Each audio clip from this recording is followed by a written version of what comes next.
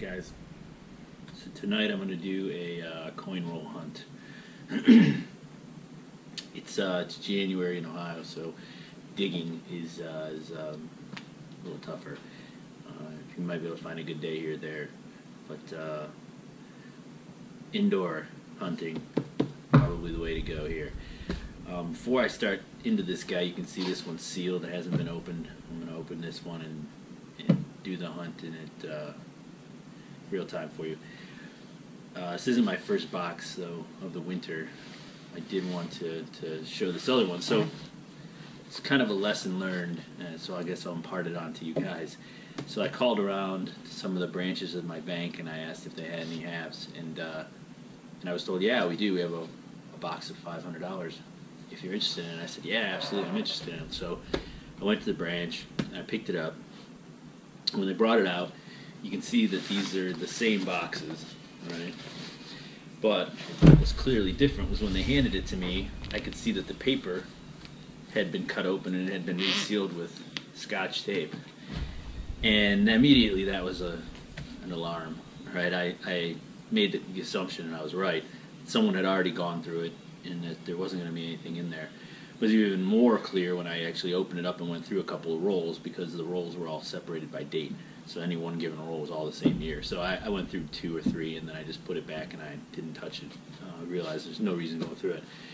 And so the lesson to learn, I guess, is my thoughts at first were that, you know, if it weren't in a box, if they had just handed me a bunch of pre-rolled paper rolls that, you know, people did at home, I might have thought that that was a good thing, because I would have thought, you know, maybe somebody had change sitting around for 50, 60, 70 years, whatever, and decided to roll it all up.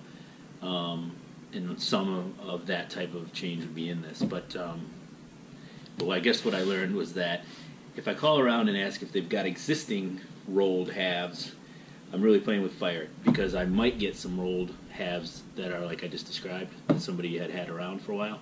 But more than likely what I'm going to get are rolled halves that are leftovers from people who hunted them. So I decided to go a different way, and I decided to actually have my branch order them for me. So these ones came from Brinks, I'm pretty certain, and I'm going to go through them and see if I get anything. Just by way of completing my previous hunt from this year, which was the first time I ever coin roll hunted, there was nothing in this box. I did go back and ask a couple of other branches in the area if they had any, and they had some rolls, a few here, a few there. Nothing like this whole $500 box.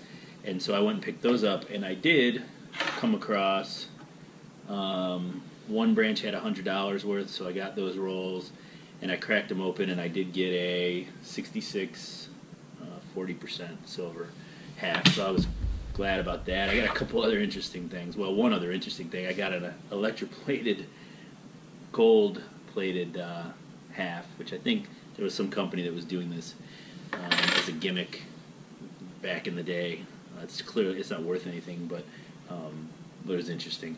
And then I got a pile of, I got a pile of not issued for circulation halves, which again aren't really worth anything, but I pull them out just so that I have them, so that I can collect the years and the vintages.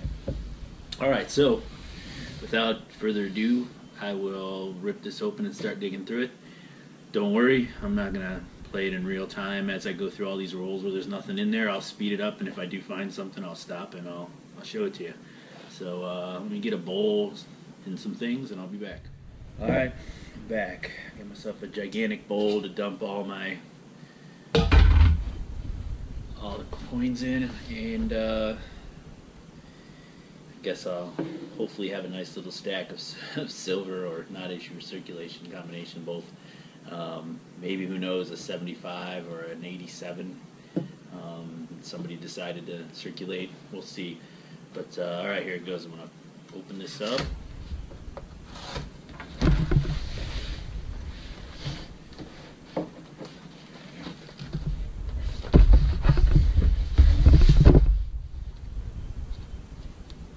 Try not to kill myself.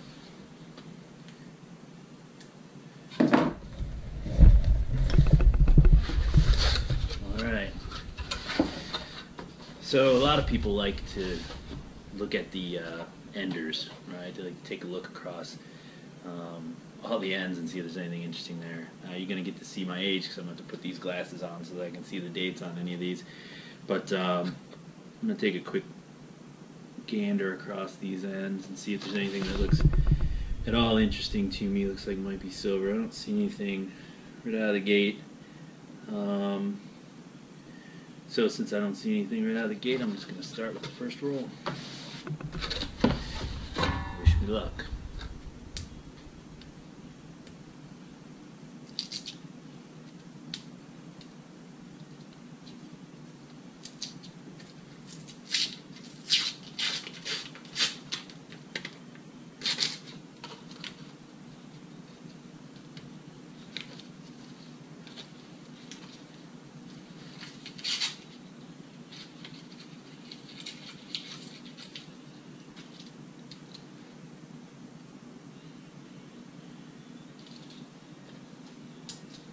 See anything there?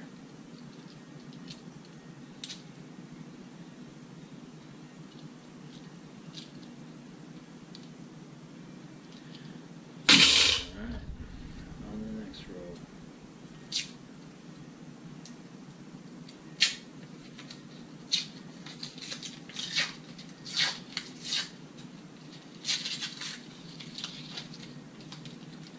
Honestly, I've been reading online people commenting about the lack of success coin roll hunting, and also people complaining about other people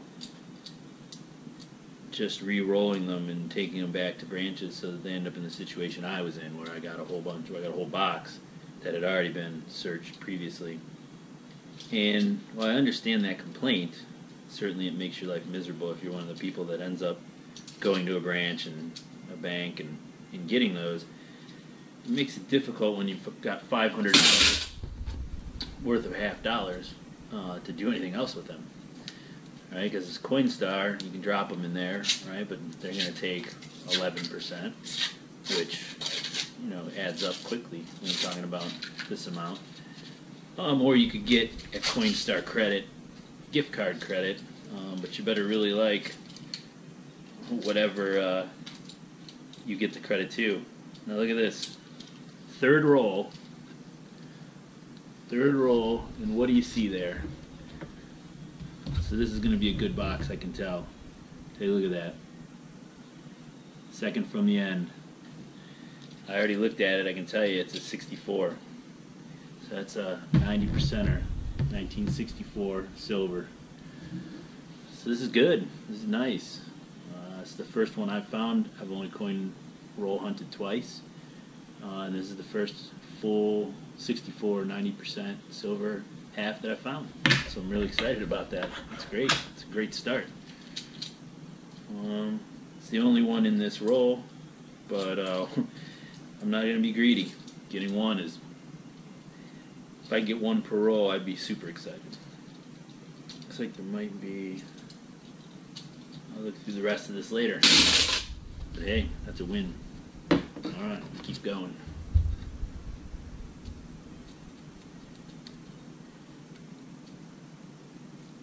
I hear stories, and I've seen videos where people do coin roll hunting and they find themselves with Franklins and even older coming out of coin rolls, and I'm always blown away by that. Like, man, who in the world is going to roll up their Franklin halves or their Liberty or whatever, but apparently it happens. I haven't been doing this very often, so I haven't seen it, but I've seen people on television, or on YouTube I should say, who claim to have found that was in their coin rolls. So I got a lot of rolls to go through. I'm not going to hold my breath, but it sure would be nice if I saw one of those in here.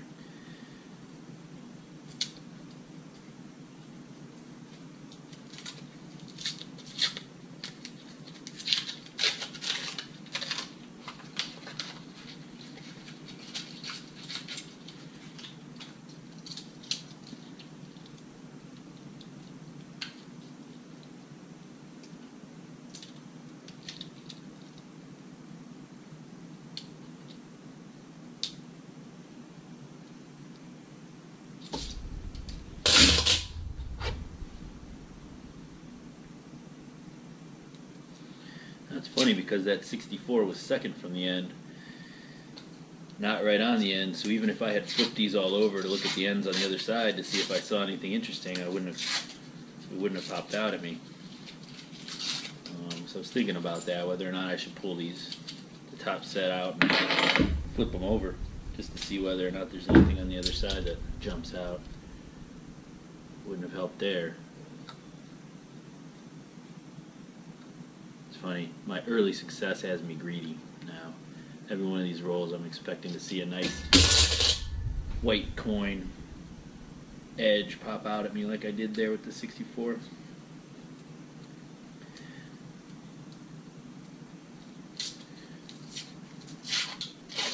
I think after this roll, I'll shut you guys off, and I will turn you back on again if I find anything of interest. I don't want to run my GoPro battery dead, and I don't want to waste the SD card while I look at the edge of a bunch of clad coins. So, hopefully you see me again soon. Alright, so I went away, opened up a few rolls, didn't find anything. Then I opened up this roll, and I had what I call a false start. It happens every once in a while. Take a look at that on the far edge. It looks like there's one in there that's lighter. That would be silver, but it turns out that it's a 71 that's just got some kind of junk around the outside of it. So, unfortunately, thought I had another one to report, show you guys, but no. So I'm going to keep hunting. I'll get back to you if I actually do find something worth noting. Alright guys, nothing to get extremely excited about here, but I cracked open this roll and I saw some really sharp edges, and I did get a 2006 not issued for circulation half. I'm going to toss that to the side. A lot of people debate about whether or not it's worth it to save those, you know, because they don't have any value really above and beyond the 50 cents that they represent. But I figured that as I went through this exercise and collected all these halves, I might as well go ahead and order the books to try to get all the various years from the various mints. And so,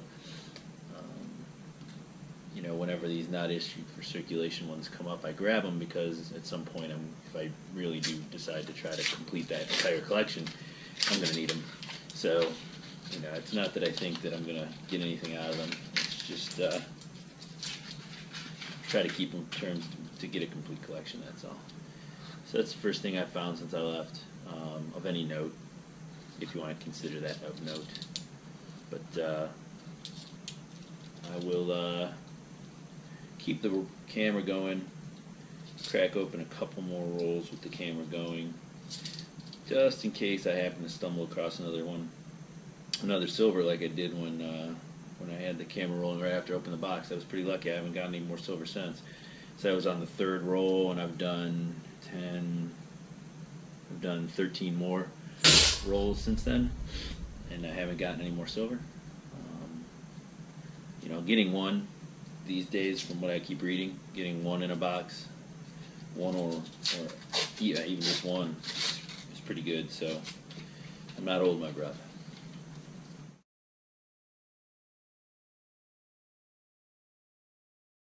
Alright, so I'm down to my last 3 rolls.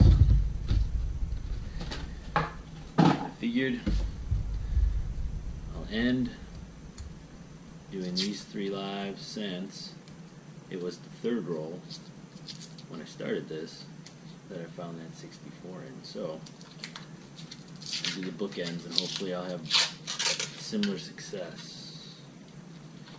There's something in here that looks wow, that's pretty cool. Alright, so I just cracked this one open. You saw it. And it's not a 64, But right there, that one, the fifth one from that end, caught my attention right away. And I popped it out. And it's a 67. So I'm not going to complain about that. Definitely take that guy for sure. That's the only one in this roll. That's more than I hoped for. More than I thought I would get, actually. Alright, let's go on to the last two. Maybe we can finish real strong. That's pretty funny. That is amazing, actually. The third one from the beginning and the third one from the end. How about that for symmetry?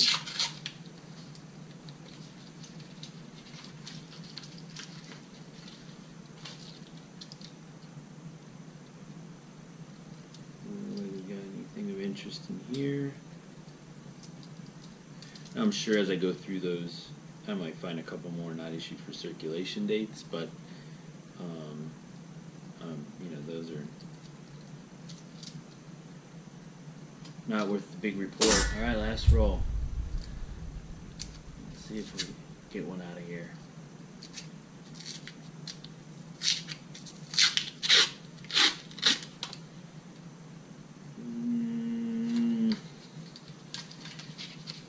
Nope, I don't see anything.